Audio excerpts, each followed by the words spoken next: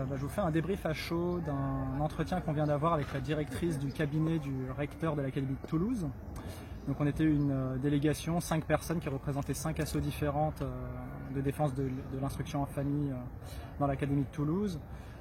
Bon, on a posé plein de questions sur le circuit officiel, des demandes d'autorisation, des refus, pourquoi 90% de refus des nouvelles demandes, comment est-ce que vous interprétez le motif 4. Et bon, face à toutes ces questions, il y avait des réponses du genre, bon, vous connaissez déjà les chiffres, le motif 4, faut qu'il y ait une situation qui soit propre à l'enfant. On remontera tout ce que vous nous dites à nos hiérarchies, etc. Donc pas mal d'évitement de toutes nos questions en fait.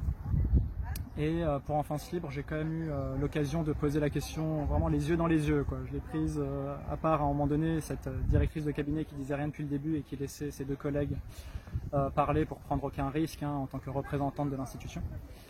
Et je vais quand même demander, voilà, c'est pas anodin ce qui est en train de se produire, il y a quand même une vingtaine de familles qui se déclarent en désobéissance civile, dont moi. Et au service des valeurs de notre beau pays, je suis en train d'œuvrer, voilà, donc pas pour mes intérêts, mais pour l'intérêt de la nation. Et pour servir cet intérêt, je suis prêt à risquer mon propre corps et mes propres biens, à risquer 6 mois de prison et 7 500 € d'amende. J'imagine bien que vous ne pouvez pas rester impassible face à ça et que ça doit vous toucher personnellement d'une certaine manière. Maintenant, c'est pas à la personne que je parle, mais vraiment à la fonction que vous portez, parce que c'est que avec votre fonction que là vous êtes habilité à me répondre. Et en tant que directrice du cabinet du recteur, comment est-ce que votre fonction est touchée par une personne qui dit je désobéis à la loi pour renverser, pour tenter de renverser cette loi et de l'annuler, et que je suis en train de tout mettre en œuvre pour rendre l'application de la loi impossible. Bon, j'ai senti une personne attentive, un petit peu perturbée à un moment donné par quand même la puissance de ce que je lui délivrais, mais qui restait quand même les yeux dans les yeux, qui réceptionnait et qui n'évitait pas en tout cas la communication. Donc elle était bien, elle a montré une posture d'attention et de réception, donc ça c'est déjà une chose. Après, dans sa réponse, bien sûr qu'elle ne pouvait pas se prononcer, elle n'a pas un rôle politique, donc elle a répondu comme à toutes les autres questions. Je remonterai à ma hiérarchie, j'ai bien écouté, bien entendu, été attentive à ce que vous m'avez dit.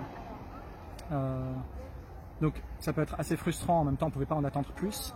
Après, la grande difficulté du coup de ce qu'on est en train de faire dans la désobéissance civile, malheureusement, c'est que c'est extrêmement difficile, voire impossible, d'avoir vraiment la personne responsable en face.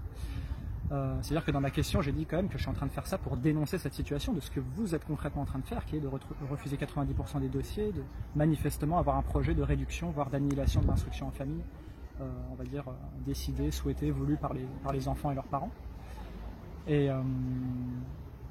Et à ça, c'est extrêmement difficile d'avoir en face une personne responsable, parce que même Mostafa Fourar, le recteur en personne, il pourrait dire il faut voir avec ma hiérarchie, avec le ministre. Le ministre lui-même pourrait dire non mais c'est pas moi qui suis responsable, il faut remonter jusqu'au président Macron. Évidemment, le président Macron, c'est comme Dieu en personne, il est complètement inaccessible. Donc voilà la difficulté à laquelle on fait face. La semaine prochaine, j'ai rendez-vous avec le DAZEN et je vais essayer de voir comment je peux obtenir de lui une réponse aussi de par sa fonction et de la responsabilité qu'il porte, parce qu'il est quand même directement responsable de saisir le procureur pour qu'il me poursuive en justice, il est directement responsable d'accepter de refuser des dossiers. Donc voilà, affaire à suivre et je vous tiendrai au courant de la suite.